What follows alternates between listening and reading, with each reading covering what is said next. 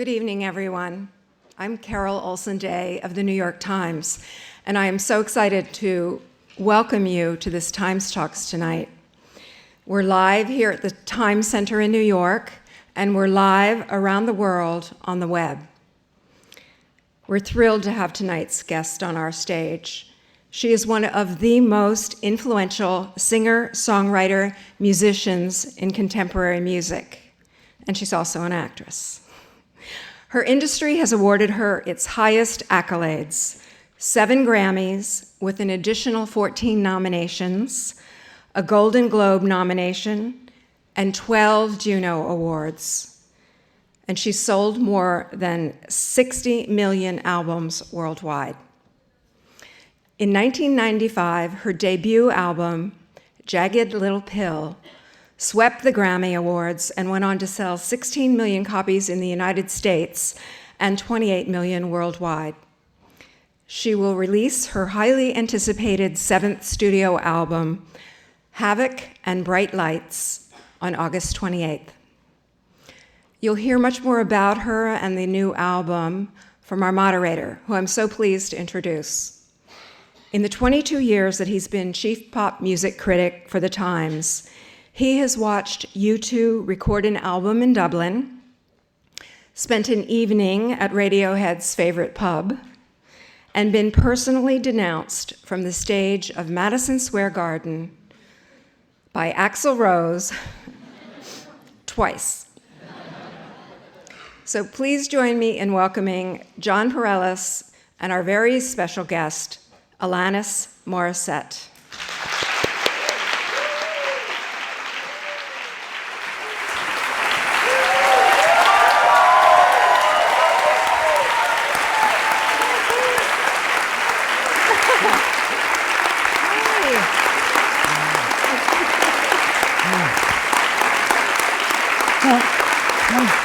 Thanks, everybody.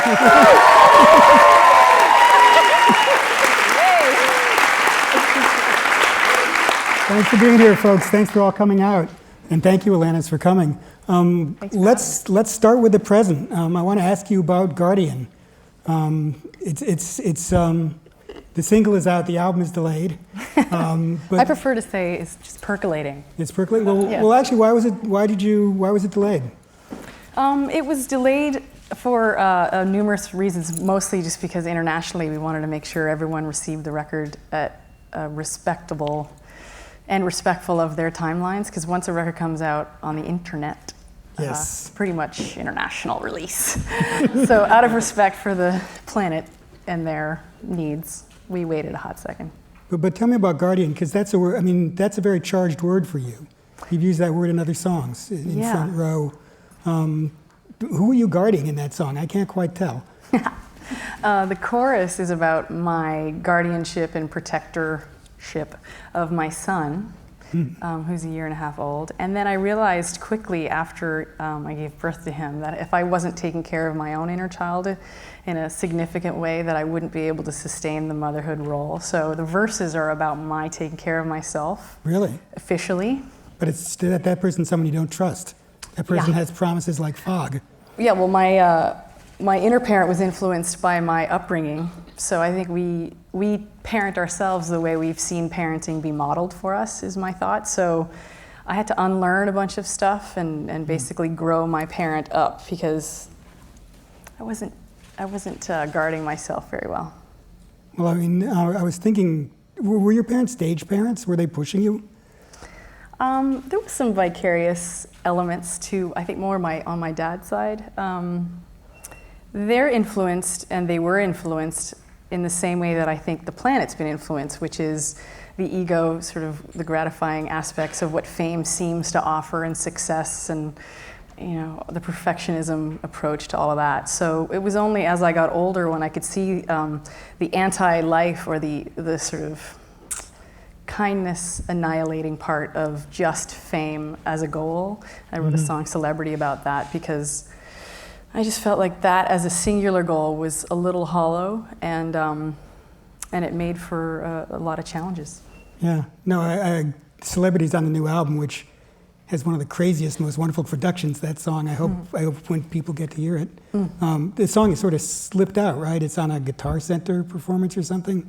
So people may have heard it, I guess. But I mean, in that song, the narrator is going to do anything for celebrity. Right. It's sort of a busting my own chops story and busting the chops of Hollywood in general, and the obsessive, high-valued aspect of fame at all costs, at the cost of well-being, at the cost of sanity. And it hasn't really offered or afforded the things that I thought it would. But did you ever give yourself over to it that much? I mean, because we met a decade ago. You seemed to be pretty level-headed then. You weren't, radically transforming yourself to become famous. No, there was the carrot was definitely dangled from a young age, though. So I had to counter that, even on an unconscious level. There were so many times where I chose fame well over my well-being, on countless occasions. And I think having decided that fame could be used as a tool to serve my life purpose, it became a lot more exciting. So when did you figure that out? After people responded to Jagged Little Pill, I could see that there was a reason for me to continue going. There was a reason for that versus my just doing it for ego gratifying reasons. So there was a servicefulness that was infused in all the choices I made. But I could see that if I didn't take care of myself, I would be a hypocrite. Well, you'd also be a wreck. Right. Yeah. I mean, well, I'm still a wreck. Don't worry. I just discovered coffee. Now I'm a jittery wreck. Handshaking while you play the guitar. Yeah. Did you know Jagged Little Pill was going to reach so many people? No. I think on a practical level, the team around me at the time thought, and I thought they were being a little arrogant to think this. They were thinking that it would sell 100,000 copies. And certainly when I was writing it, and thankfully to this day when I write, I'm so insulated that I'm actually not thinking about the song being shared publicly when I'm in the writing process. So I was in a little vacuum, and I just knew there was a real potency and urgency to the writing for me. The songs were written really quickly in 20 or 30 minutes each, and that continues to be the process to this day. So I just knew there was some intensity, and that's all I really knew. And that I was going to show up for it 100%. You mean to promote it, to talk about it, to get on the road? Yeah. That's part of the drill, is all pushing that giant machine. Yeah, and especially with my having been, I think I was 19 and 20 when I wrote the record, and then when we toured, I was 21. So I had no other priorities. I didn't have anyone that I was responsible for, so that's the time to be in the van or the bus. Yeah. But when you wrote those songs, did you think I'm really letting down my guard? A song like You Ought to Know is more explicit than a 19 or 21-year-old usually gets to be. Yeah. I didn't think about it that way. I just thought, I'm alone in this room, and I might as well sort of approach the songwriting process much like how I approach writing in my journal, which is, total lack of censorship. And a lot of people have mentioned, have spoken about the thought that it's really cathartic to do that. And on a certain level, it certainly is.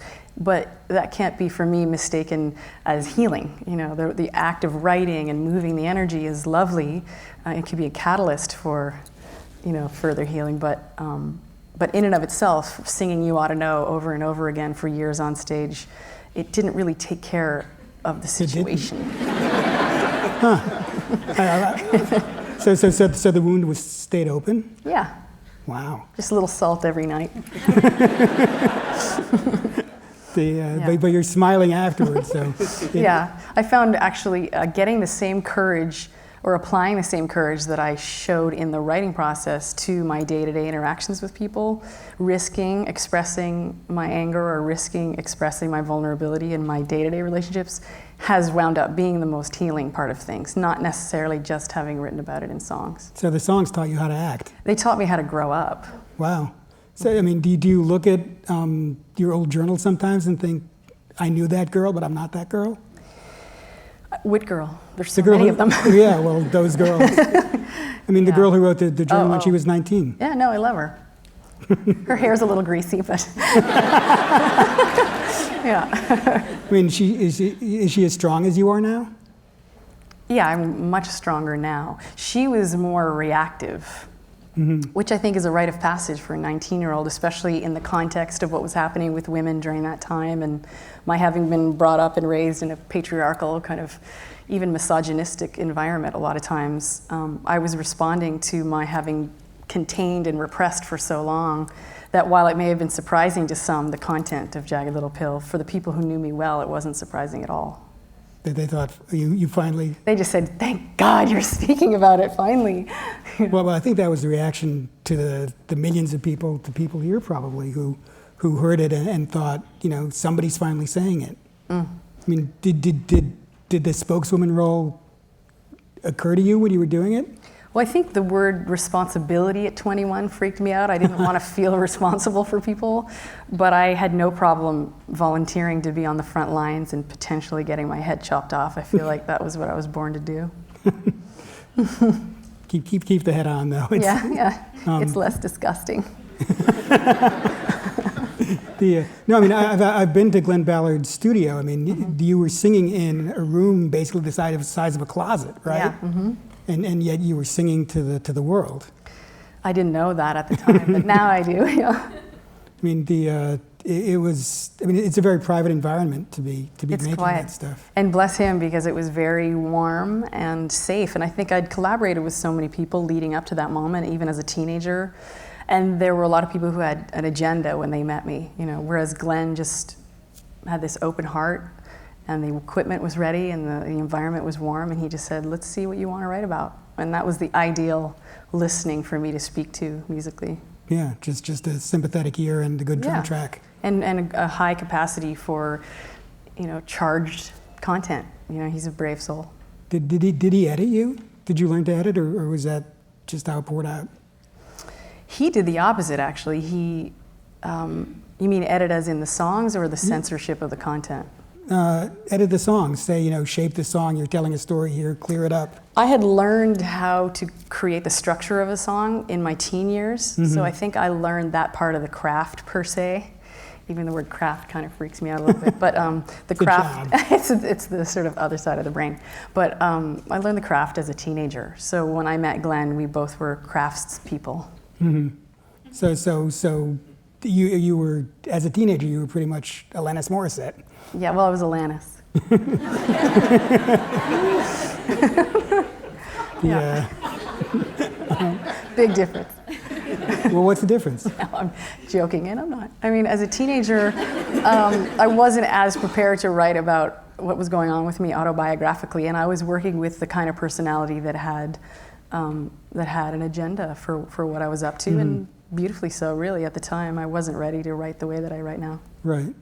But 1920, you were writing adult songs already. Well, I promised myself that I wouldn't stop until I wrote a record that felt really resonant and really aligned. And so I literally wrote hundreds of songs that are floating out there right now with my name on it, but weren't really my songs. No, and you always talk about filling journals before you start an album. How many before this one? This one had probably 4, but I'm getting a little bit better now at just writing down one line that I know will kickstart a song. So now it's the iPhone. Oh, yeah. So you text yourself with the next song title? Yeah, I email myself a lot. That's a good way to. It works. No, and it's there to search for when you need it. Exactly. Technology. Love it. iPhones and drum machines, right? Exactly. You can do a record in your bathroom now on the way to work. Well, how did you do the new one? Say again? How did you do the new album? I had just given birth to my son Ever, so I'm an attachment parent, so I wanted to make sure that I was available for him, and yet at the same time, my vocation was, basically this sort of imperative. So I built a makeshift studio in our living room in the house, and I would write the songs in this living room and be on call for my son, and invited Guy Sigsworth to come over from London, and we'd done it before, so there was a familiarity. Sorry, there's a great leap in your sound with Flavors of Entanglement, which you also made with him. So he understands your he hears you well, I think. Yeah, he hears me well, and he's titillated by it, and he's a really smart, heartful artist. You know, I think in those contexts, I've had the privilege of being invited to write with a lot of people, but it takes a certain kind of person for me to feel comfortable in their hands. So 4 journals, and did you comb through them and Yeah. and think? You actually said something somewhere where you said you look through your journals and you find the part that scares you most, and that's Yeah. where you write the song. Yeah, anything that terrifies me, I want to sign up for. So which song on the did Guardian terrify you? The idea of attuning to myself that consistently terrified me, because I didn't, you know, it was one thing to write a 20-minute song every few years, but for me to commit to being that consistently attuned to myself is such a tall order, even to this moment. Yeah. So that was a little terrifying. The idea of taking on the role of motherhood, you know, intellectually, cognitively, it made sense as something that I wanted to do, but it's a head spinner.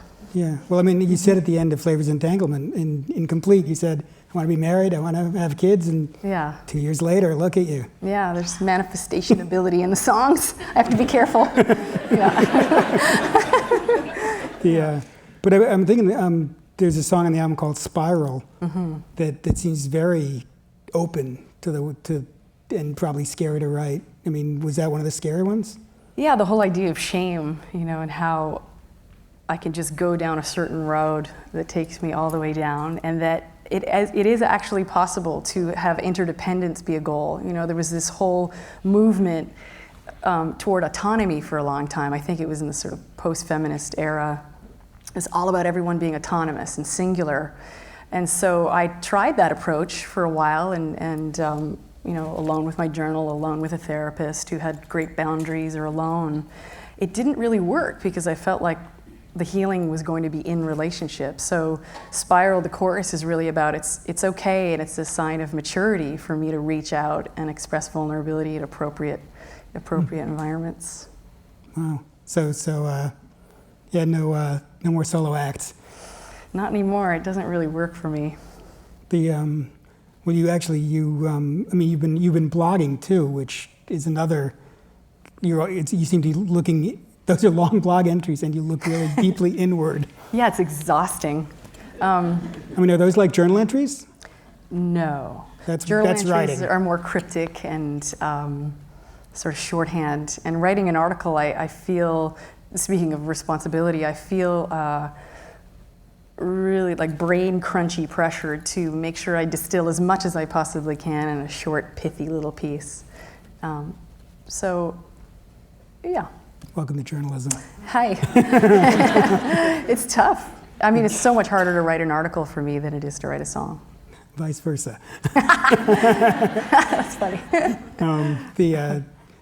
But I mean, it seems like, I mean, there are threads through all your albums. I mean, you're fighting for self-esteem. You're fighting to get respect.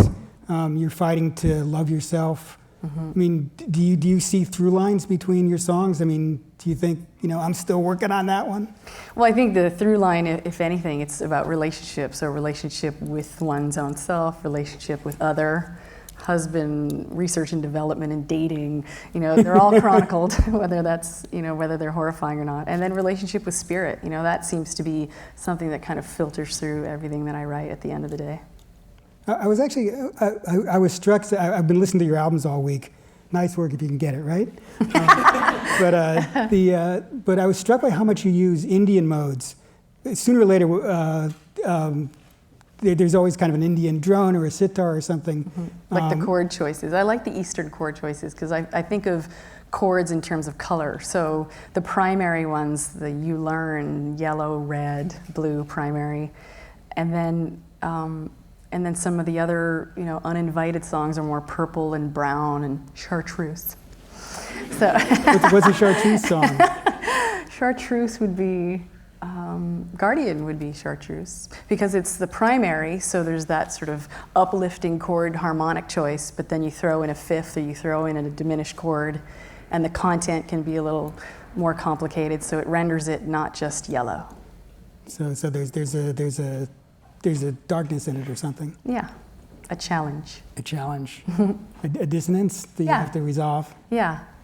And sometimes the songs resolve, and there's a little bow tied at the end, and sometimes they don't. Kind of like movies, you know. At the end of those songs, it's a little horrifying and must move on to happy ending song. Was the album all done? I mean, I can't imagine the ADD quality of having your child while you're trying to concentrate around while you're trying to write a song. I mean, Yeah. it must have been a very different process from the previous albums. Yeah, and I think the greatest moment of release for me was realizing that I'll never be single focused probably ever again. You know, there's always going to be a part of me that's aware of my family and aware of my larger context family, and I kind of let go of ever thinking that I'll be how I was when I was 19, even though when I was 19 I was thinking about a million things at once anyway. So I think that's also part of the diffuse awareness that women have physiologically. We're kind of born to be aware of 43 things at the same time. It's how we survive. Multitaskers. Yeah, we're good at it. Yeah, I'm a unitasker myself. Are you? But you have to go shoot the deer and bring it home. And you have to cook it. I do. And I have to breastfeed. And make sure your home is beautiful. I don't know where we go from Like, how do we get here? I mean, do you look back and feel, you know, proud that you kind of opened doors for people? I mean, I think of someone, I mean, whether or not they acknowledge it, people like, well, Avril Lavigne, Lady Gaga maybe, Adele, they all owe something to your getting out there with Jagged Little Pill and you know, letting it hang out, telling it as clearly as possible. Yeah, maybe in a similar way that I perhaps would owe that to Tori Amos and Sinead O'Connor and even Bonnie Raitt and just a bunch of artists who influenced me. And I think my ego takes a little bit of credit for, you know, being a part of the movement, but at the same time, I know that it was happening in culture in general, that there was a wave of women becoming less apologetic about their alpha ways. There was a day where we'd be burned at the stake for even thinking some of the things that I write about. So I'm aware that the planet is changing and that there's more of an openness to having a complicated woman express herself. And not be obliterated for it. So I think I was part of that, you know, I was on the crest of that movement. So you were a flotsam of history. Yeah. But you steered the boat a little bit. I did, and I think I was born to distill complicated subjects. You know, when I'm such a geeky student, you know, I love going to lectures and my brain just operates that way. I'll be taking in all this information in a book or otherwise, and my goal is to distill it into 4 or 5 sentences. So. Well, what are you soaking up these days? Neurobiology. Really? It's pretty sexy.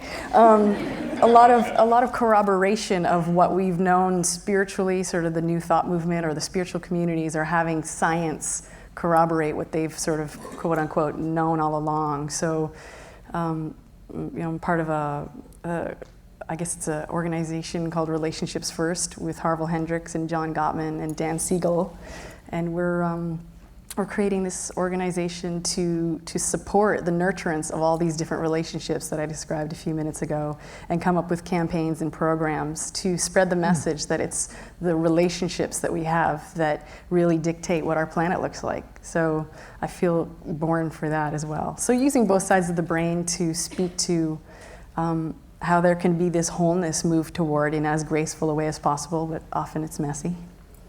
And the other half of the relationship has to participate too. Yeah, I mean, you can come to the plate, and Lord knows I've, you know, had relationships with people who maybe said they wanted to come to the plate, but then they didn't. Well, they're all in the songs, aren't they? Yeah. they're all in unsent, actually. Exactly. And all the extra verses. Yeah, exactly. Do the people you write about ever say, Alanis, you know, you shouldn't have told people that, or were they proud? Well, I don't speak about their names or give addresses. You're not Taylor Swift. Does she? I don't think, does she? She names names. Oh, there you go. I don't do that, but my thought is that if someone's calling me up and saying, how could you? My thought is, well, it's interesting that you recognized yourself in that song. Because it wasn't about you. Yeah. Harley Simon and You're So Vain. Yeah, the great mystery. Yeah. But does it come with an apology? No. The song is never written to seek revenge as such. It's more written to get it out of my body, I think. No, I mean you exorcise. I mean it's one of the big mechanisms in your songs. Yeah.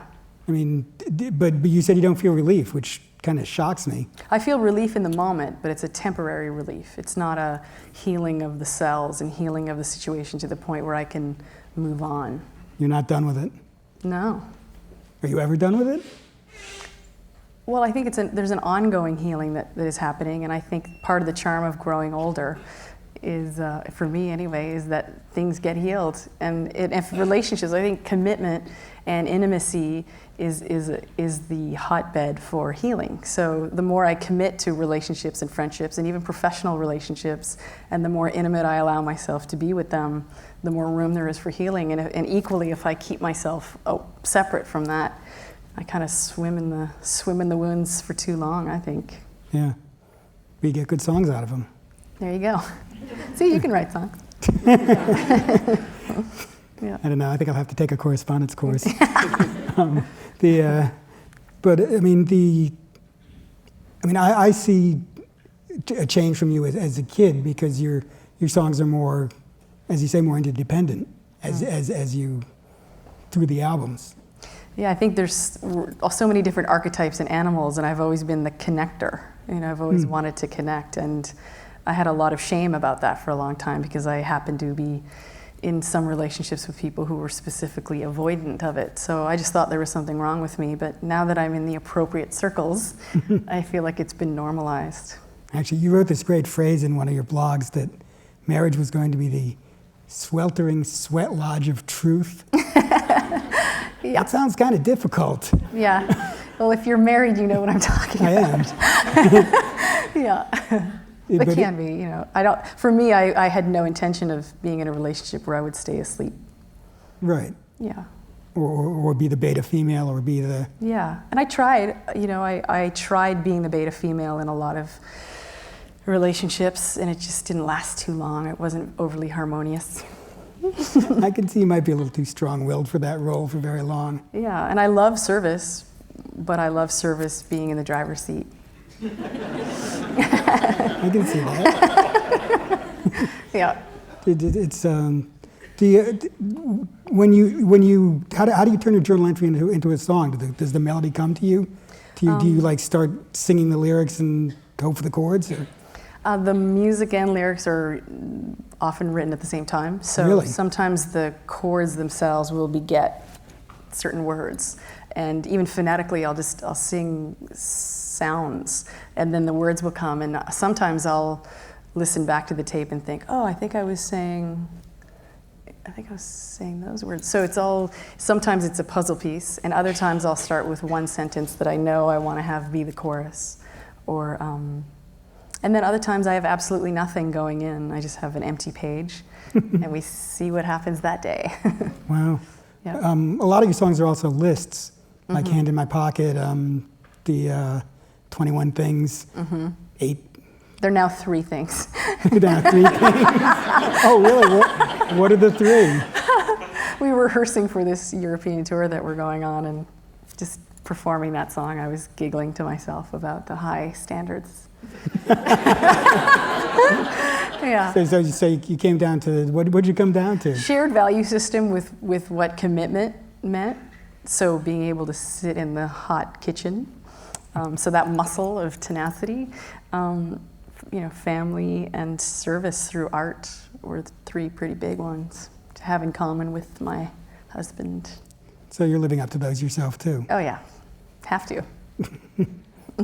You hold yourself to the same high standard? Yeah, I don't know if it's a high standard, it's just a standard at this point. You're used to it? Yeah, maybe it's brave to some, but it's kind of the norm in the circles that I hang in. Yeah. What are you playing on tour? I mean, because you've got a huge catalog now. You've got a lot of songs to choose from. Yeah, we're playing 3 or 4 new songs, and then we're playing songs from the last, is it 17 years? Yeah. It's kind of peppered. Yeah. When you went back to Jagged Little Pill in 2005, did you have a different attitude about it? mean, when you did the acoustic versions? We'd done so many acoustic versions for radio shows, Right. so it was exciting to actually record them formally. And I love the new versions. Some of them harmonically we changed, like Hand in My Pocket, and then some of the more guitar-based ones we approached, but with piano. So it was really self-indulgent, and to come up with a way to honor a 10-year anniversary without being overly precious about it was a challenge. So I thought, let's do it through reinterpretation and music. Did the words mean different things to you, having grown up? Yeah, the song "Perfect" took on a new importance to me. Just the whole epidemic of perfectionism, especially in the West, but on the planet too. But just how much everything can, how challenging everything was, seeing it through the lens of having to be perfect and wanting to control things. So that song was lovely in that way. Well, I was thinking the Perfect's also about parenting, too. Yeah, being on the receiving end of that message from the parents. I mean, so is that your sort of what not to do as a parent now yourself? It's an approach that I'm taking intuitively, this parenting approach, and I'll notice, I'll see the tenderness and the sweetness of my son, and I'll think, wow, can I give this to myself at the same time as I give it to him? Especially the things that I wasn't even aware of not having received, Yeah. So it's very healing to offer it and be the source of something that I think would be so sweet to receive. Well, it's synergistic too, right? Yeah, exactly. You get more as you give more. Yeah. But that song's still meaningful though too. I mean, but the other thing is, I mean, you're a band leader. You're the name on the album. I mean, you do have to be in control and perfect and make something excellent. Yeah, I love excellence.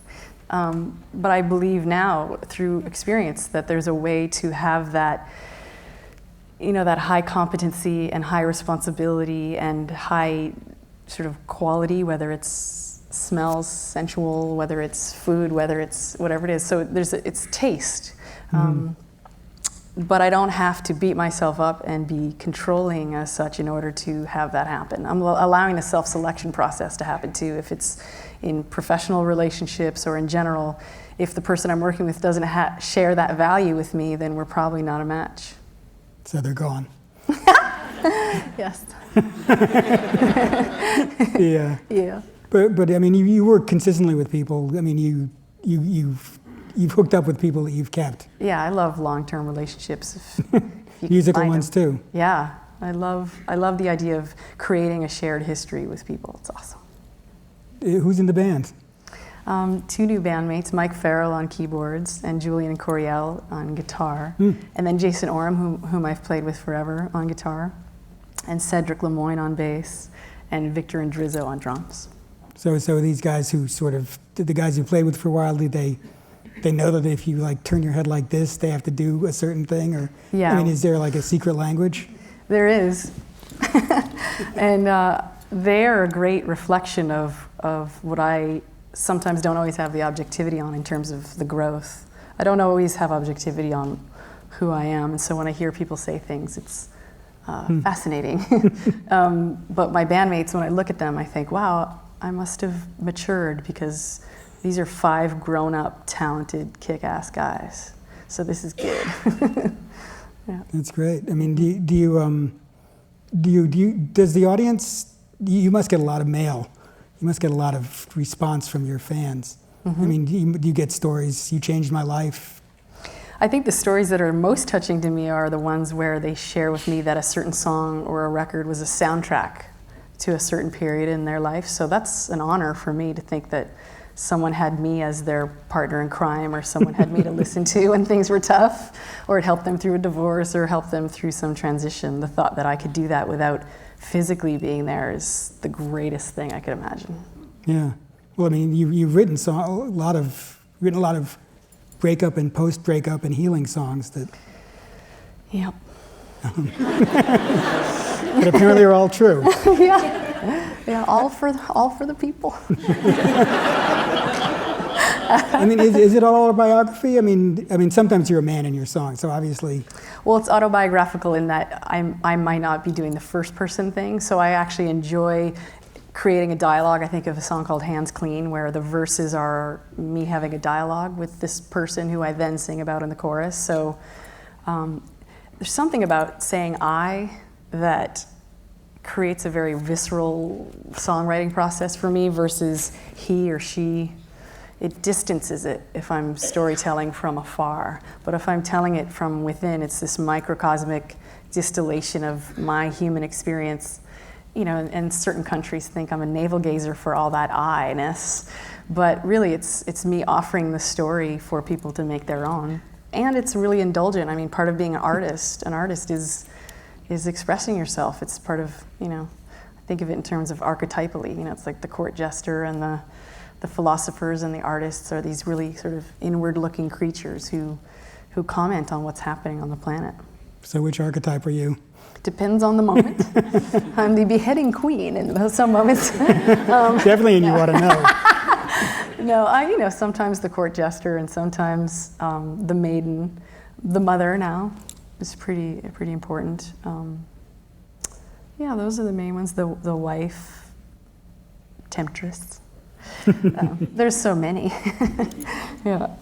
Well, in Hands Clean, I mean, he seems to be. He doesn't seem to take you too seriously as an equal, methinks. Yeah, and there was a lot of ageism, you know, and I think about a lot of the young artists in the industry today, and I'm curious, I haven't talked with any of them, maybe at some point I will, but just curious to see if ageism is as rampant as it was when I was younger, you know. It's only now in my 30s that it's almost completely gone away, and now the status competition is, well, how many children do you have? You know, there's always these kind of statusizings happening with people of who's better or worse than, you know, who's got more Grammys, who's got more children, who's younger, you know. So for me, my whole orientation these days is where can we meet, you know, even if it's just in our humanity or, you know, maybe not in our age or our life circumstance, but we can meet in our humanity. You are the connector. Yeah. What's that archetype? That's probably the midwife crone. I don't know. I'll think about it. Think about it. Yeah. How did it feel to get all that armload of Grammys when you were like the youngest at the time? Well, it was an interesting conflict that was going on because on one hand, I had everyone around me saying, be grateful, you know, this is people acknowledging you, and you obviously have a hard time being acknowledged, you know.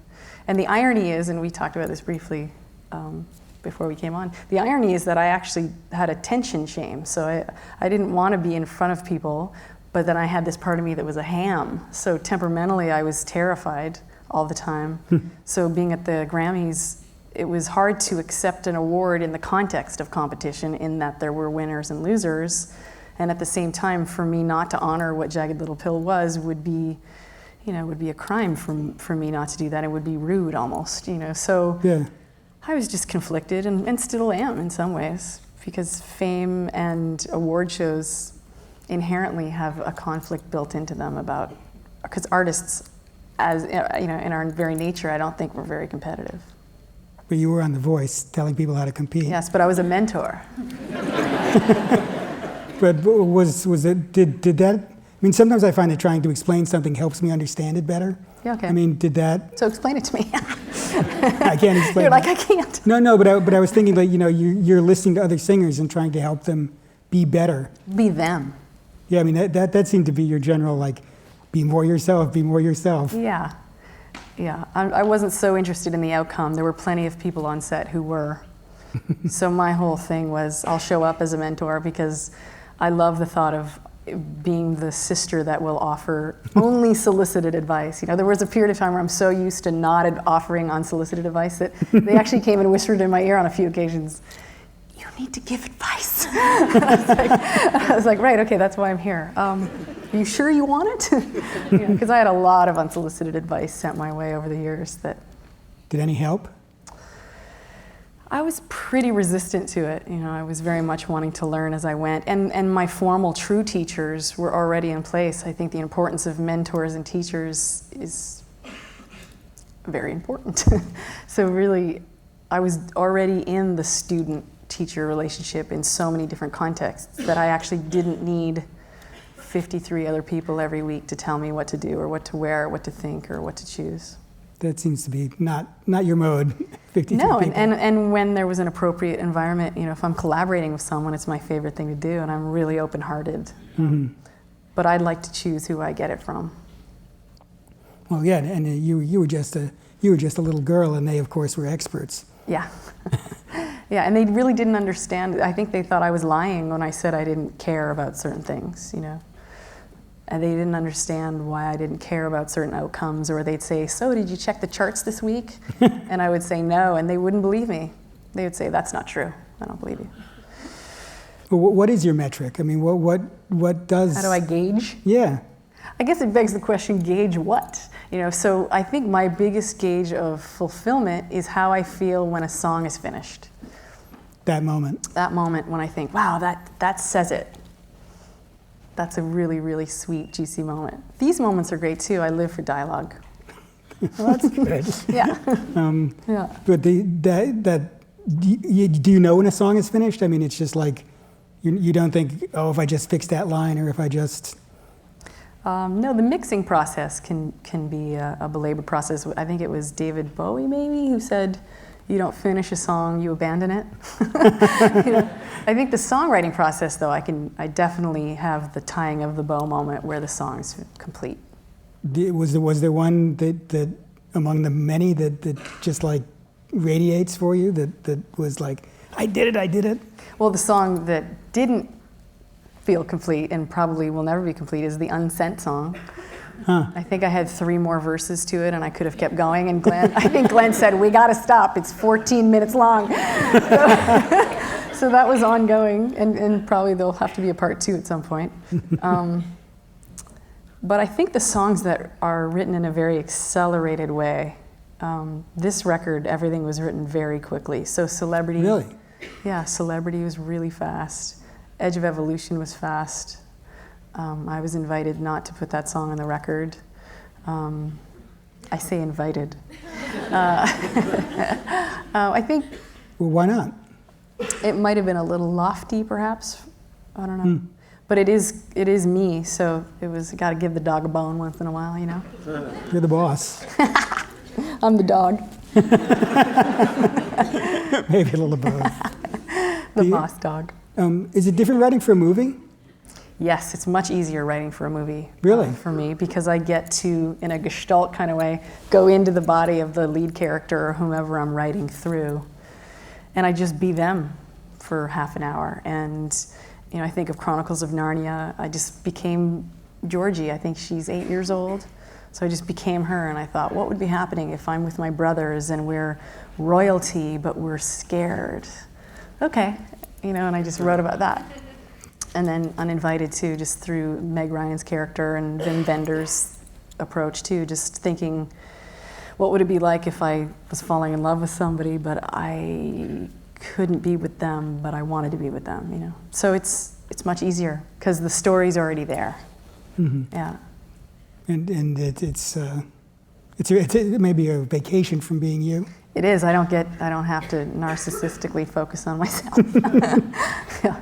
Do you worry about being too narcissistic? No, I just think of it as a story. I think stories are so great. It's a way for us to bond. It's entertaining at worst, and it's connective and inspiring and comforting at best. So I was, the whole spiritual movement is about, dropping the story. So I tried for a while to drop the story, but then I would wake up in the morning and see my face again, and I was still here. So I think the storytelling part is the epicenter of why art is so compelling.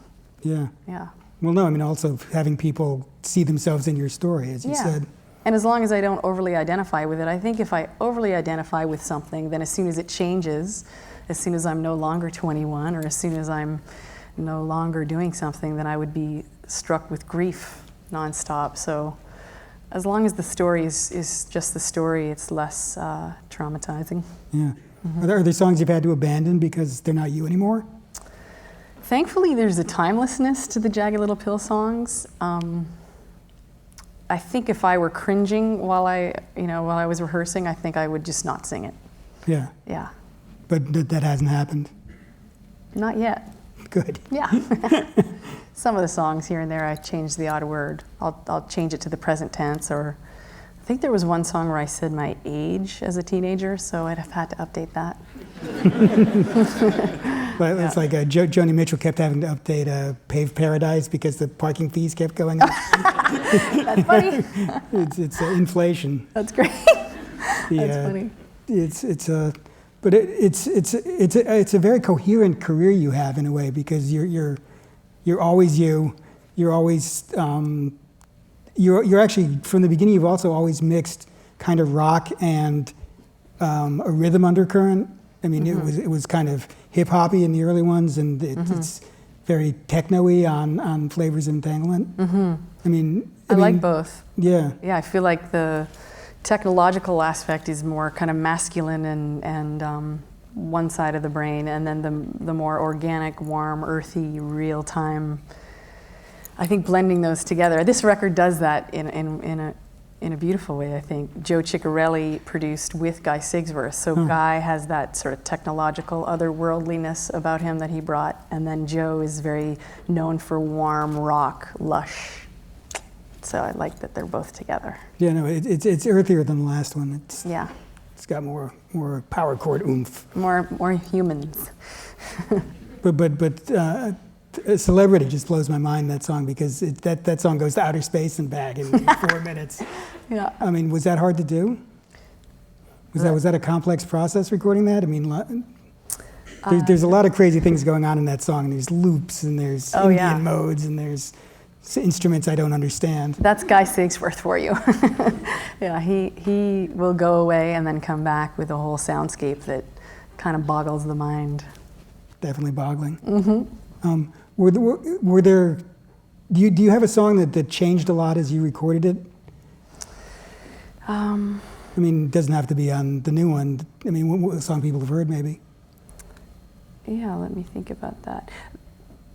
Usually no, because when we record it and record the demo, I think 90% of the vocals on this record were recorded in my living room. So I'm not overly precious about revisiting once it's finished. It's kind of like a candid photograph, you know. Well, as long as you're on key. Yeah, yeah. No, I read that Jagged Little Pill, most of those, you would do demos, and even if you would fix up the tracks, you would still keep the original takes. Well, Hand in My Pocket is the demo. We went and re-recorded it formally with bandmates, and the original demo just beat it. So there's a few, especially on Jagged Little Pill, and even now, there's a song called Empathy, and that the main core of the demo is still there, and it's untouched. Really? Because that one really sounds finished. Loved up. Yeah. Yeah, I mean, there's Loved up. extra fluffing that happens as we go, but. There's a couple of songs on this album where you actually get what you want. Yeah. Till You and Empathy. Yeah. That's almost a change. Yeah, it's that healing of the interdependence thing. You know, I think where we're moving as a culture, and where I'm certainly moving on a personal level, is this sort of steeliness that I approach life with out of defense and protection didn't afford warmth and surrender and this connective thing. And I think the women's movement, while it did so much for us, it created this empowerment and liberation, but it didn't create connection and love. So, so what I'm experiencing now is the payoff for softening a little bit and trusting a little bit more. Because for me, if I don't trust people, it means I don't trust life or God or anything. But strangers and business people and everybody? I mean, it seems like you have to be really selective who you trust. Well, discernment is a highly valued quality in my life. Yeah, discernment, yeah. So you're choosing who you trust. Yeah. It's not indiscriminate. And I tiptoe into it, you know. Sometimes I get a little burned and ouch, but then I learn that little lesson. Do you have a song that an orphan song in your catalog that you feel like people don't appreciate enough, like a favorite, like one of the non-hits, an album track that you really love? There's a song called Simple Together, which is on a DVD that we released that I remember writing that in my head during sound check on tour years ago. And originally it was a happy song about what we were. And then when it came time to write songs for that record, I was in the middle of a breakup. So I just flipped it into the negative. And it just became, for me, a better song. A little more heat Emotional, to it. yeah. It's just one of the saddest songs I've written, I think. Yeah. But sad songs talk to people. Yeah, and for me, if I can do anything, I'd like to, render neutral all emotions, and I'm experiencing that with my son too, that frustration and disappointment and joy and anger and all of these colors are just emotions, and that I think it was Gangaji who said, spiritual teacher, author, who said that everything has a bottom except for maybe it was joy or love. So I've realized that too, is that every emotion that I go all the way into it with inquiry and just facing it and going into it rather than running away from it, it stops. It's just a state. So my goal would be to have all these different emotions be all over the records and for them to be rendered kind of neutral, But not blanded out. Felt, but yeah, not checked out, because I can do that really well too. yeah. Well, you have a song on the album about drugs, about trying to neutralize Yeah. every emotion. Yeah, and just seeing drugs for what they are. They're doing a job. They're trying to make things less intense or less suffering or less difficult to deal with, so they're doing a good job. Did you ever have a phase of that? My addictions were really food and love and work. Work is kind of the respectable addiction in the West, People are very proud to say that they're working till 4 a.m, and it actually can be a bit of a problem. So I'd say those ones. Not the chemicals. Big ones. Chemicals are fun. They're awesome, and I think they can be great, depending upon whose hands they're in or whose hands they're in during certain times or circumstances. They can be lovely portals to the divine, and they can kind of snap you out of a certain perspective. And I've known a lot of people who've really used them as ways to sort of catalyze a spiritual shift, but I never sort of fell down the slippery slope into those ones, even though they're fun. Yeah. Yeah, well, they are.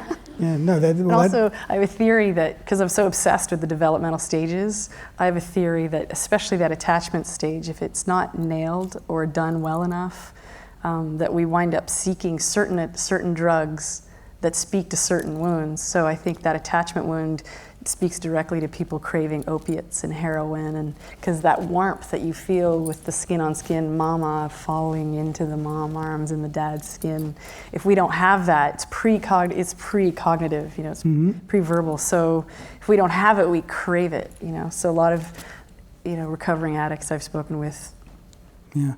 I get a general sense of where the thwarted stage of development was. Cocaine's really great for competence. There's a stage of development that is, I guess, the 4th stage of development, according to Harville Hendricks, that is about learning competence, and cocaine can do that for some people.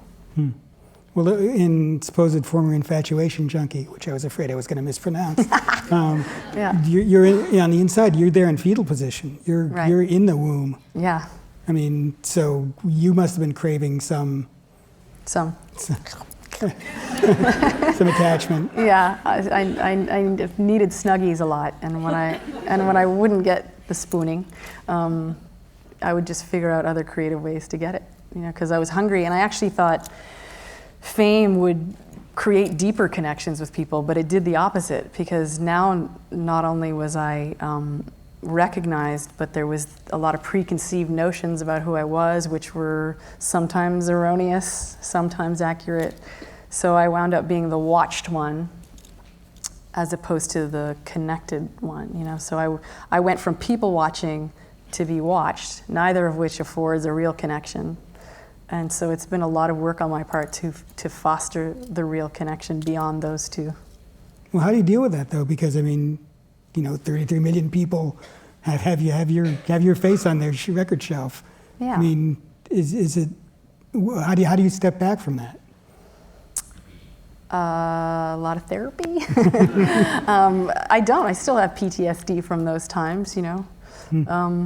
There'll be times where I'll be super paranoid and someone will say, "There's no one here, Alanis." So I just, you know, they're looking at me. No, they're not. So there's that.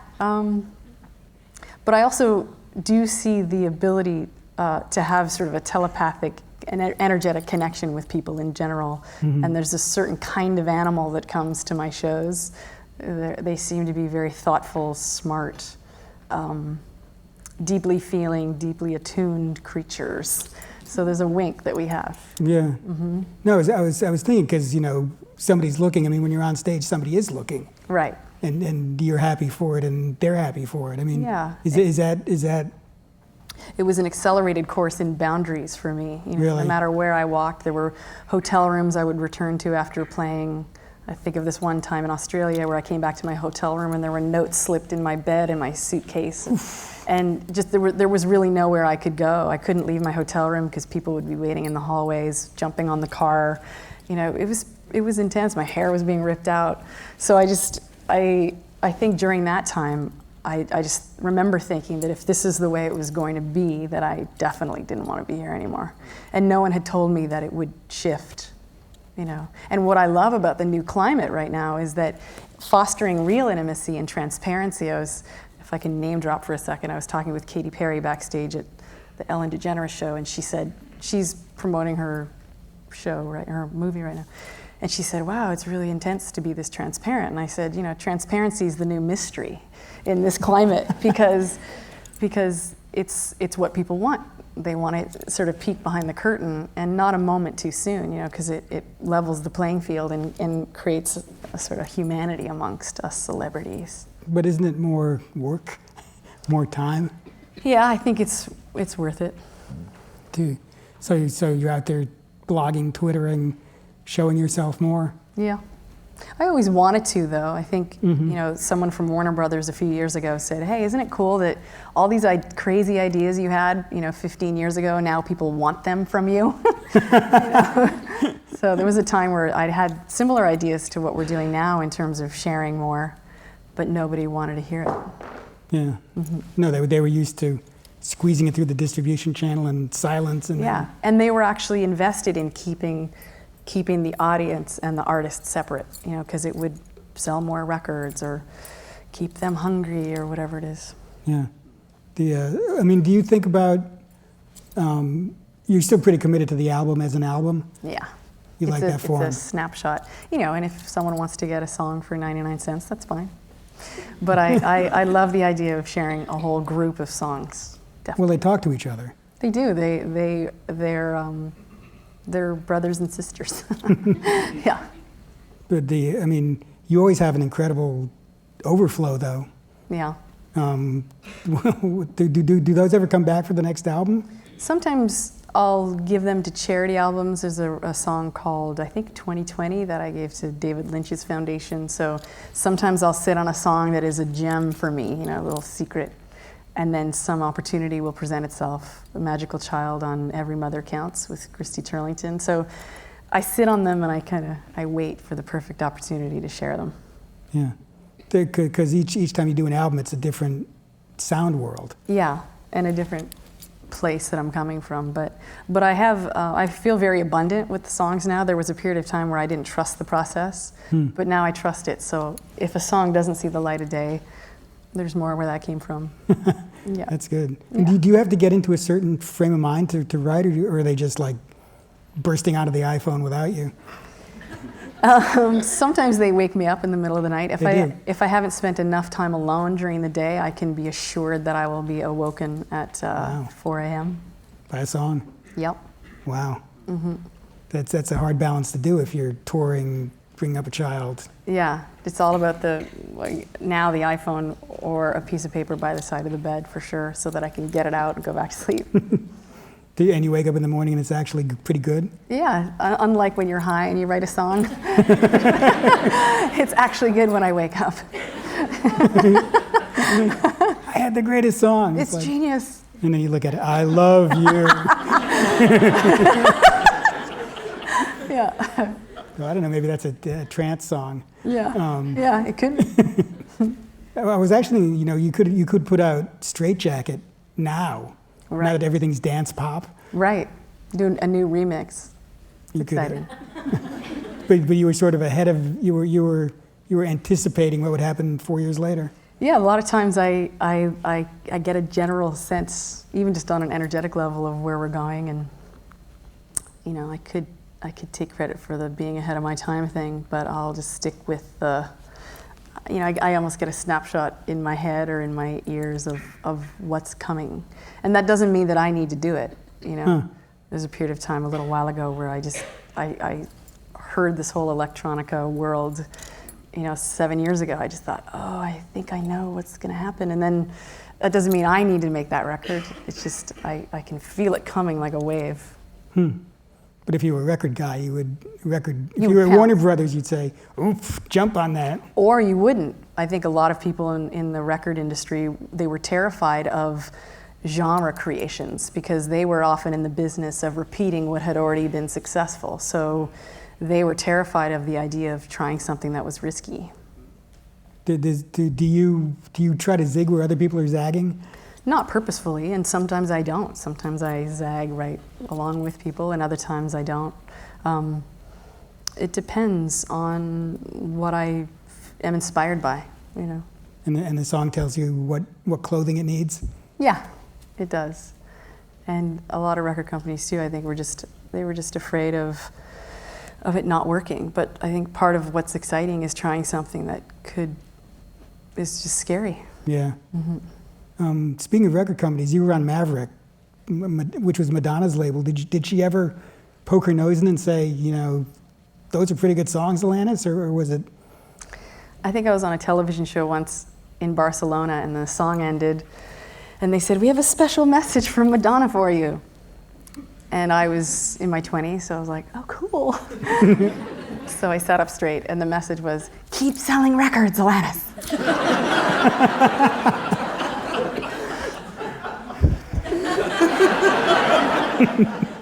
Artistic inspiration at its finest. Hey. That's funny. You switched now to, are you more in control now, or were you always in control? I was always in control of my jurisdiction. Well, which is how the record art. sounds? Yeah, and the videos and Everything. what I wore. I really love visual interpretation of things, so sometimes I would direct a video, or sometimes I would write a treatment, or sometimes I would do none of that. Mm-hmm. So the new arrangement is the same? Yeah, pretty much. There is more freedom now, though. There's more partnerships. The contracts are conscionable now. It's actually a win-win, whereas before, even though record companies would argue with me about it, it was never a win-win. It was the old paradigm of win-lose. Well, how did you win and lose? Well, I mean, in the context of my life, it's always been a win for me, but the relationship contractually, it was never skewed 50-50 or both people walking away from the contract being happy. It was more, they were the only route through which to share the music, so you had to take a lot on the chin. Right, and now that's completely changed. Exactly, and so there's a lot of empowerment that's happening with artists now. There's no more Prince with the question, oh no, didn't he write Slave or something? Slave. There's no more of that going on, these days, because artists are actually entering into one record cycle contracts. And I think the dawn of the digital era really brought the light in. It was shone on how antiquated and archaic really a lot of these contracts were. Transparency. Yeah. It even hit the business. It did, thank God, not a moment too soon. That's good. In a couple of minutes, we're going to let you guys ask some questions.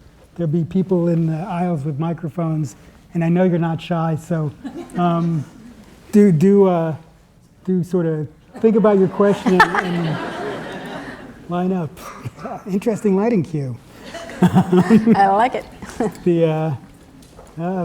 Indeed. Okay, you were first. Hi there, hi Alanis. This might seem really superficial, but your hair is absolutely gorgeous. And Thanks. What do you use to make it look so awesome? Seriously, because it's always been beautiful throughout the years. I've never thought it was greasy. Thanks. So Thanks. advise me, please. Well, today I didn't do my hair, so I can't answer for today, but in general, I was using Kerastase for a long time. And nowadays I'm using more of the sort of natural ones. I love Eminence and Jason products. Thank you. So can I ask, was the Medusa hair real or is this real? The snakes? Yeah, the snakes. The ringlets, the curls. Oh, that's real. This is straightened. This is straightened. Okay, I never knew. Yeah, Go ahead. that's funny. Hi, Alanis. Thanks for all the great music you've given us through the years.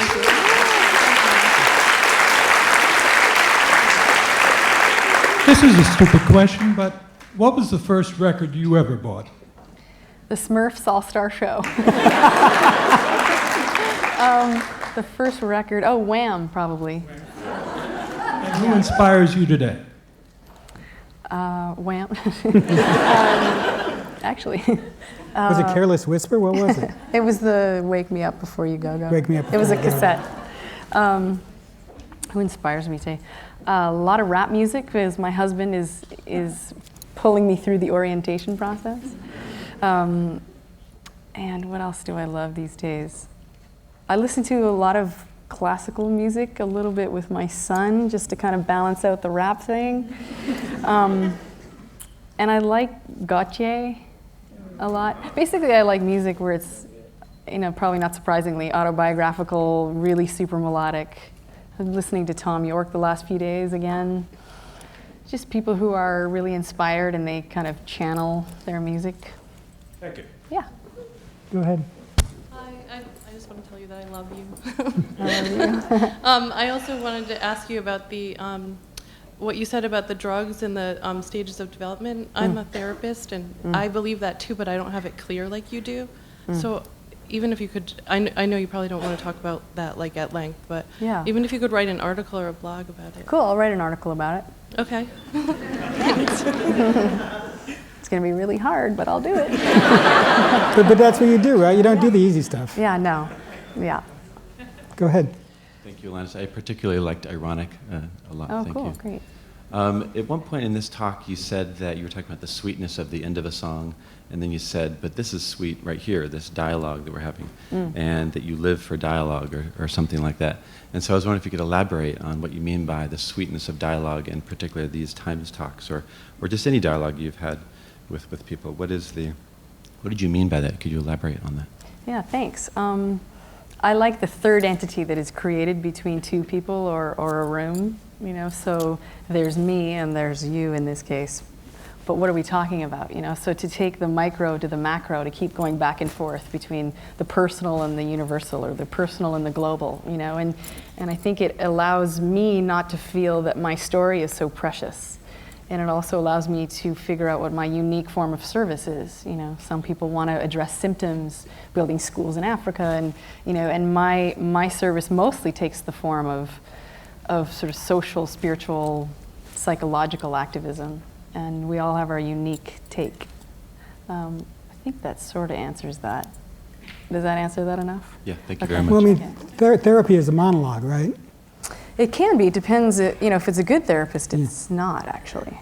But I mean, you want the other person to push you a little bit. Yeah, and I think even therapy is evolving to the point where, therapy, beautifully so, is all about ethics and boundaries and watching transference, and I think what's happening nowadays, don't touch your client, and what's happening nowadays is that boundary is softening a little bit, and we're finding, as though I'm a therapist, we're finding that empathy and relatability and connection is actually healing, So even therapy has changed. Yeah. Okay, a quick follow-up question. As an interviewer, do you feel that sweetness? Do you get in that magical mode when you're interviewing someone? I really like talking to a smart person.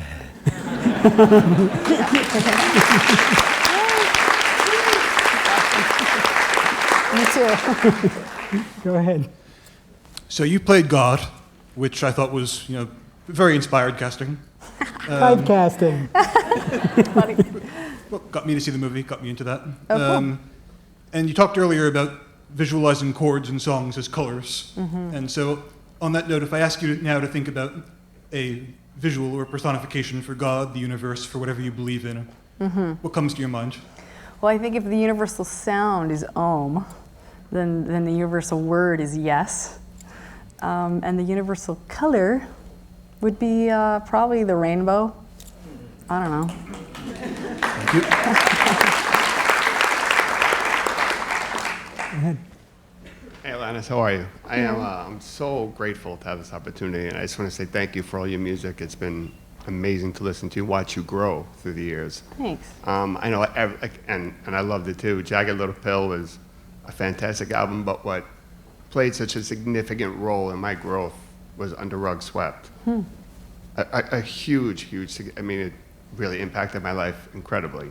Wow, cool. And yeah, and thank you. Thank you so much for that. And I wanted to ask you a question. Like, one of the things that I noticed about following you is after you came home from India, your whole affect seemed to have changed. What happened over there?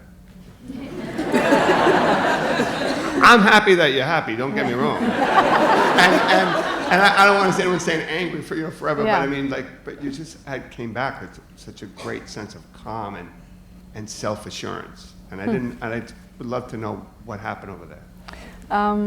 I think it was after the hailstorm that was the Jagged Little Pill experience. So I became disillusioned in a very beautiful, horrifying way with what I was sold as being the thing to strive for. You know, I grabbed pretty much every brass ring that as an artist you can grab. I had won the awards.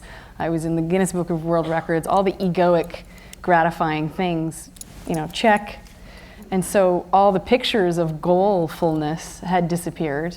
And so I thought, well, the screen's gone black. Am I supposed to die now? Like, you know, so when I went over there, you know, India for me is just like altars on every street corner. So everyone's praying just by walking around, and people look you in the eye, and you know, it was just a whole different experience for me. So I felt like a human being, and there was an intimacy there that I experienced with my own self and with spirit. And I was reading all these spiritual texts while I was over there. So that was a big part of it. But I noticed that when I came back and wrote thank you and then went on tour again, that I got sucked back into ego, you know. So I went back into samsara pretty quickly. And I, you know, for me, it's an unfoldment over a period of time. In my case, I know some people who had an awakening that changed everything forever, like Eckhart Tolle and all these people talk about, it changed in an instant. For me, it's been fits and starts, you know. Well, I'm very grateful. Thank you very much. Yeah, thank you. Well, I mean, also, those guys didn't have to go back and perform in arenas. Right. I mean, it's a very different life to, I mean, you couldn't go into the contemplative life. You had to, Right. I mean, you had to go out and be the star. Right, and that was the question. I thought maybe I was supposed to go back into the contemplative life, but it sucked me back in. You know. Well, to do a different kind of service, I think. Yeah, yeah, different kind. Also the kind that speaks to the integration of everything, the integration of the story and the witness and consciousness and the messiness of life, you know, to blend all that together versus just be good. I'd rather be whole and speak about the holistic experience of being human versus just trying to be zenned out all the time. As in, this could get messy. Yeah, exactly.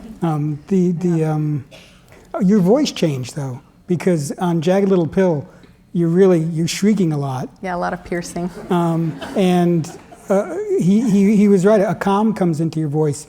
You have you can still scream. You can still get really nasty and be the beheading queen.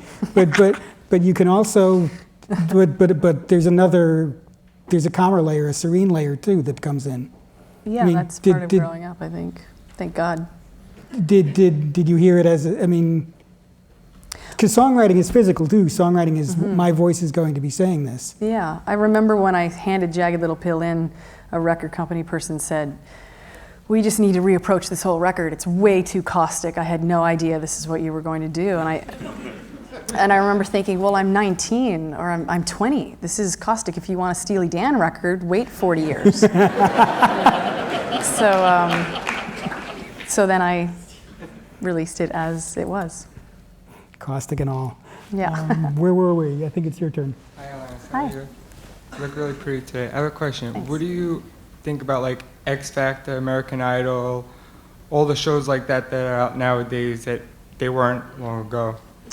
I think those shows are about performing, you know, so it's a God-given gift to be able to use your voice in that way and to perform, you know, dancing, sometimes acting, not always, and singing in that way is performance. So these shows are performance shows. It seems like it's more easier now for people to become famous than back then. Like, you know, you had to work your ass off. Like, you're a songwriter and you wrote amazing albums, and like people now go on TV, and I think it's like the industry changed so much since like 10 years ago, 15 years ago. Like you said, everything has changed. Everything's turned around iTunes, Yeah. Facebook, Twitter, everything. But I don't know if those shows really make stars. I mean, somebody wins and they make an album and they disappear if they don't have something beyond performing, if they don't have something. Oh yeah, of course. They're like karaoke contests sometimes. That's Right. I mean, they're singing other people's songs, they're great, and then you say, but who are you? And they're gone.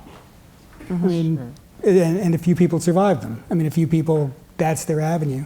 Yeah, and a lot of people are vocalists, you know, and they have no intention to write autobiographical songs. It's not interesting to them, you know, so that's the perfect forum for them. And it's stressful, and Yeah. America loves stress. I know you're touring in Europe over the summer, but what about a U.S. tour? We'll be touring in North America in the fall. Is there any way that you can make a fan's dream come true by taking a picture with me? Say that part again? I say, would there be any way you can make a fan dream come true by taking a picture with me? Why don't we do it at the end? Come find. Thank you so much. Go ahead. Hi, Alanis. My name's Adam, Hi. and I think I've been waiting since I was 15 years old to even speak with you. Wow. I'm 32 now. Now we know how old you are. I swear, ask my mom. She wasn't happy about it. But your albums have connected to me, and I was sitting there racking my brain for the past couple months since I bought the tickets of what I was going to say to you, or what kind of question I was going to ask you. And then you said it for me. You said, you know, you really like this whole soundtrack of my life and all this stuff. And I said, you know what, that is what you've been to me. Has been a soundtrack to my life. Every single album, every single song. I mean, I remember I was going to New York for 3 months, and I was living in New York, and I was listening to your second album, and I'm nervous, so I can't really say it. But, and I would just listen to it, and it would just make me feel at home. And I have a very good friend who I've known my entire life, and she's very ill. But our song is Head Over Feet, and it's just been something that has got me through a lot with her, and I wanted to say thank you. You're welcome. So that's really it. So it's not a question. It's just I really had to say that. So, but I really, really wanted to thank you.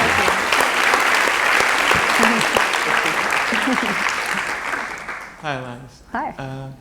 There were a number of songs that you put out, or that you wrote in between Jagged Little Pill and supposed former Infatuation Junkie, like London and Gorgeous. Oh, yeah. That you played a few times. Is there any particular reason that most of those songs kind of fell by the wayside for what was then on the album?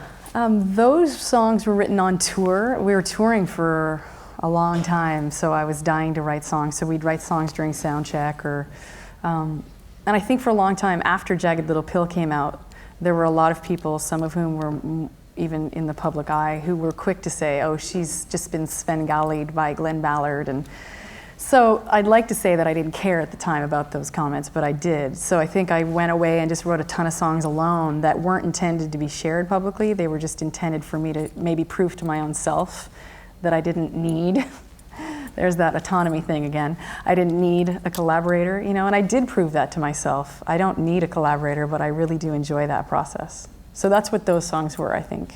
Okay, thank you. Yeah, thanks. Go ahead. Hi, Alanis. As a person that's in the academia and somebody that's a confessional poet, I really feel the interconnectedness of those two. You know how you said that everything's connected, you're looking for the greater picture. And so I wrote an MA thesis that has to do with you. Oh, cool. It's called The Construction of Feminism in the Work of Modern American Female Authors, from Sylvia Plath to Alanis Morissette. Wow. So my first part of the question, could I give you a copy? Yeah.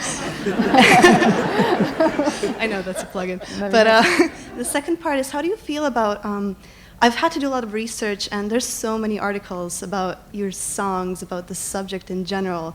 How do you feel about people interpreting your songs in this academical kind of environment and way? I think it's great because for a long time I felt like church and state had to be separated. I felt like I could either be psychological or I could be sort of emotional, spiritual, but that I couldn't blend them both. And before transpersonal psychology, even in the therapeutic community, there was no blending. Right. It was science was over here, spirituality, new movement over here, and then, the artists were over here. So for me, it was a conflict for me because I wanted to figure out which one I could be, and any given hat was not enough. And I remember the UK press, they're particularly vicious over there, press-wise. They were saying psychobabble, and I'm just like, well, that's what I am. I'm a geeky student who happens to have a voice and happens to be able to sing. So for me, it was about integrating all of that together. And nowadays, it seems there's so much integration going on because of our evolution that's welcomed now, whereas even 10 years ago, I don't think it was as welcomed in the academic communities. And now I had the privilege of speaking with Dan Siegel on stage at UCLA, and the therapeutic community is now going, oh, it's okay for us to look outside of our wheelhouse. It's safe to look outside of our science, and I think a lot of even some of the older generations, teachers and professors and well-known authors are seeing that us coming together is the way to go. Thank you. Yeah. Go ahead. Well, my comment could be very brief and embarrassing, if I'm mistaken. I've been a fan of yours, and he was saying he's 32, I'm 39, so I might have known for a little bit longer. But I'm pretty sure you were on my favorite show. Which one? And it's such an honor to meet from You Can't Do That on Television. I'm more starstruck, and I've been, subscribing to all of your music, and you've been very influential, but I'm thinking Green Slime, and I'm very honored to meet you in this manner and talk about You Can't Do That on Television, especially after someone discussed their thesis. So thank you. That's awesome. What was that like getting slimed? I mean, you were a baby. Yeah, it was my coming into a whole world that had Show already been business. established, so there's so many horrifying moments in there, and it was not easy for me. Was it fun at all, or was it just I have to do this? The classes were fun. There were acting classes that were part of being on the show, and those were the most fun for me. The show itself was really intimidating, and I was the newcomer. And then I was also the girl that Alistair and Adam were fighting over on the show, so I got all this hate mail. Yeah. Lovely. Yeah. Go ahead. Hello. Well, you look amazing. Thanks. First of all, your roots are amazing. Your hair looks amazing. Just saying. 4 years, since the beginning, I've been a fan of yours, and I feel like I've grown with you, and I've really appreciated you evolving and the different styles and the different way that you've grown, and I feel like I've grown with you. And something I've really connected to is your humor, and I feel like we would be really good friends. I really do. Seriously, face with me, please. I think you should really revisit Bubble Trouble. Oh, okay. On the new albums. But Okay, great. have you noticed, or have you thought about doing a series or a sitcom, or more of that as far as a serial thing as opposed to one-offs on Up All Night or Weeds or Cameos. whatever? Yeah, I think comedy is a divine form of art. I think humor, whenever I think of my greatest spiritual teachers, they're usually the funniest people I've ever met. So, I don't know what form it'll take over the years, but for me to not have something comedically present in my life would be a very sad life for me. Agreed. Yeah. Call me.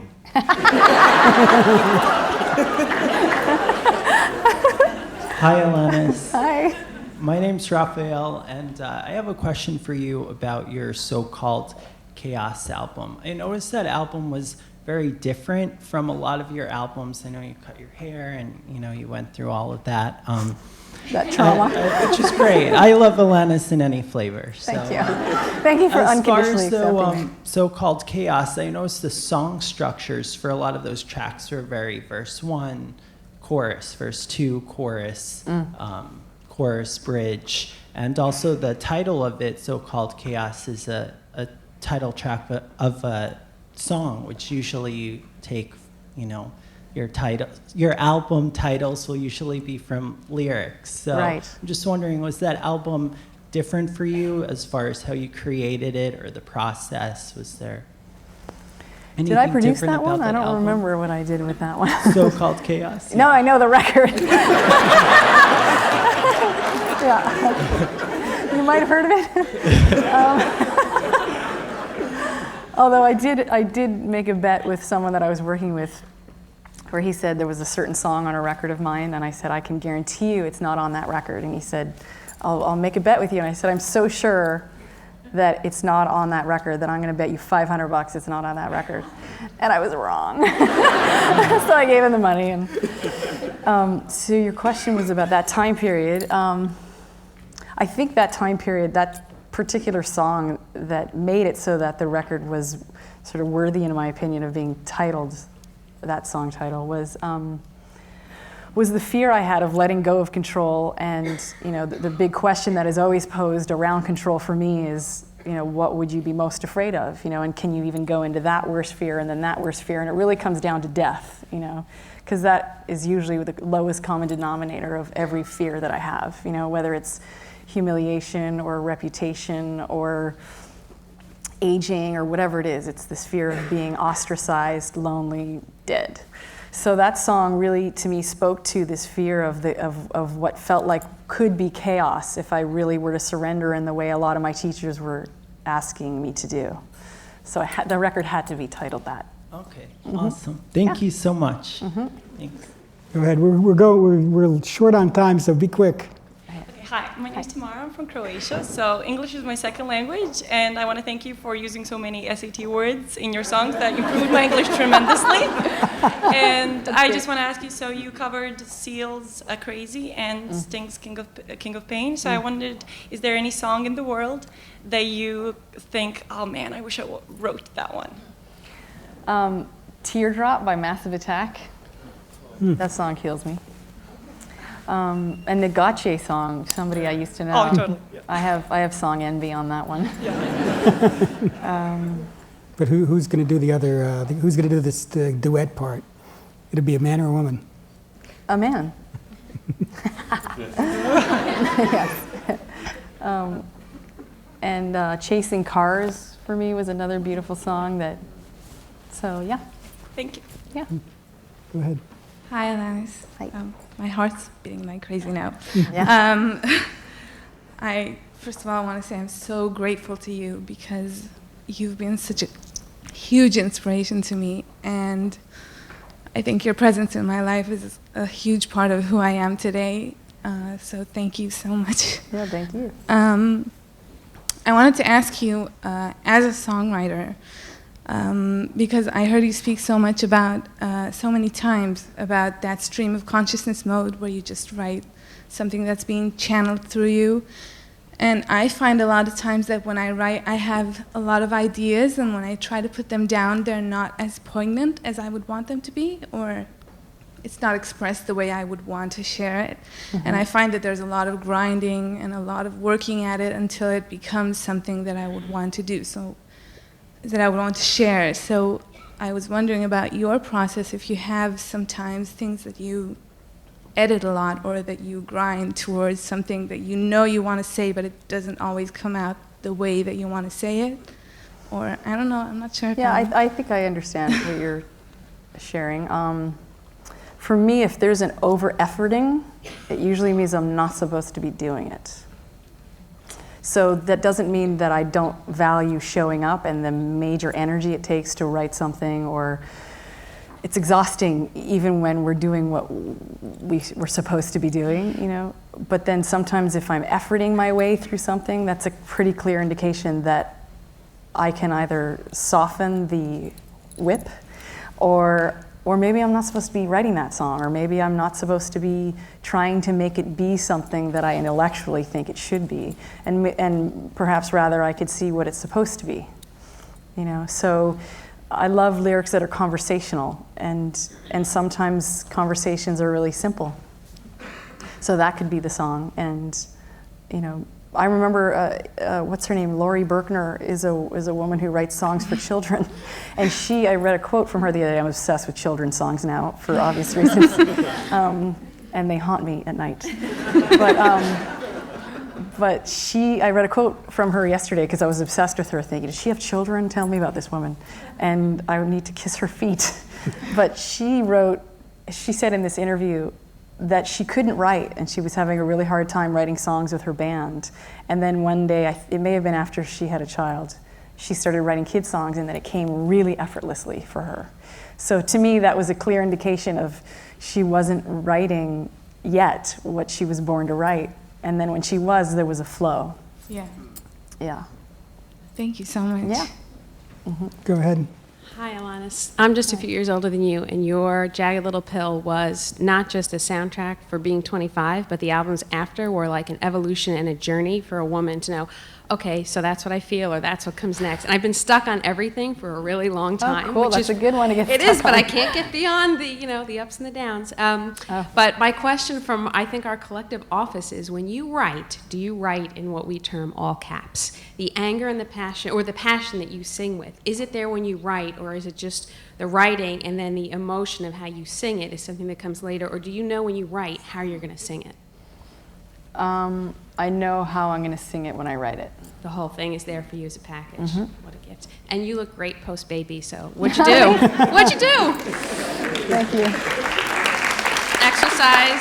Any more Ironman triathlons? Say Any again? more Ironman triathlons, or how'd you do it? Not this week.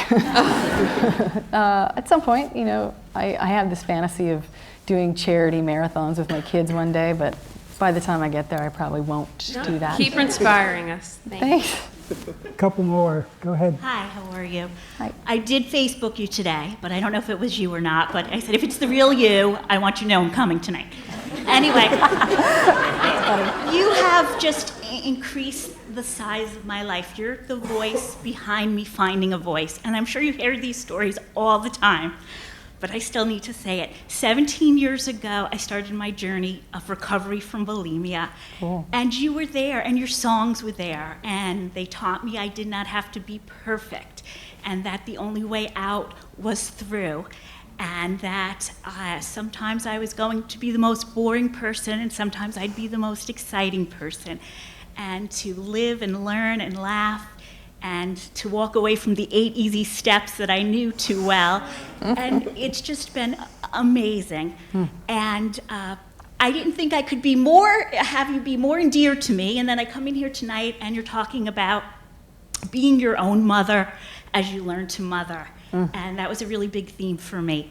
And I'm also going to be a person who may be stepping on boundaries, but I am going to ask you to read my book. I did give it to somebody. Okay, great. It's called The Size of My Life, and I talk about you in it, and I talk about the only way out is through. Every time people were trying to tell me, go around, forget the past, don't deal with it, I say, no, the only way out is through. Thank you. You're just amazing. Thank you for this opportunity. Wow. Let's do the last two. Is this a duet question? Sisters, we're twins. It's our birthday today, and she surprised me with tickets to this, so it was exciting. So when we were 6 years old, our mother introduced us to your Jagged Little Pill album, and it really, she was a great mom, and it really has paved the path that we grew up on to be independent and strong and empowered, just like you. Basically, just some advice. What would you give to just young girls? Young 20-something-year-olds in the city, just out of college. Every opportunity at our hands.